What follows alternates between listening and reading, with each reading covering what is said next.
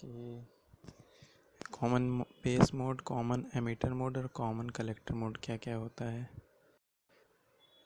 Common base mode का input impedance बहुत ही कम होता है, 20 ओम से 100 ओम। कॉमन एमिटर मोड का इनपुट इम्पीडेंस लगभग 1 किलो ओम तक होता है। कॉमन कलेक्टर मोड का इनपुट इम्पीडेंस बहुत ही ज़्यादा 1 मेगा ओम तक होता है।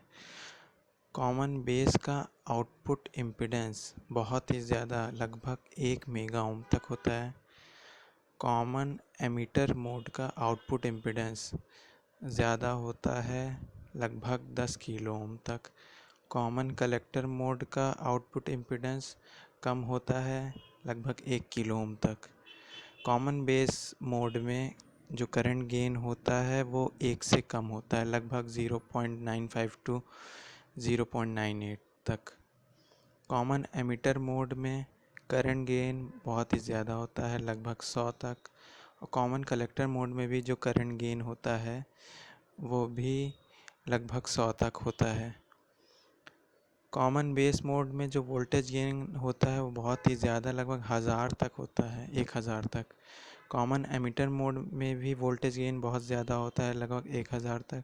लेकिन कॉमन कलेक्टर मोड में जो वोल्टेज गेन होता है वो 1 से कम होता है, लगभग 0.98 तक।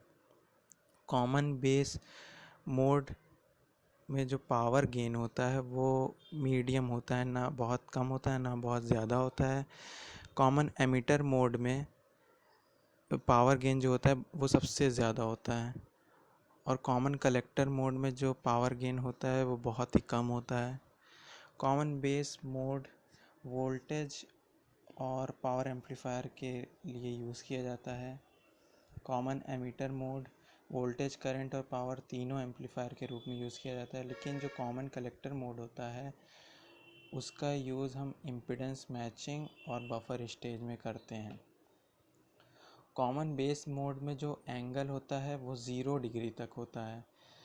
कॉमन कलेक्टर मोड में भी एंगल 0 डिग्री होता है, लेकिन कॉमन एमिटर मोड में जो एंगल होता है वो 180 डिग्री होता है। Thank you.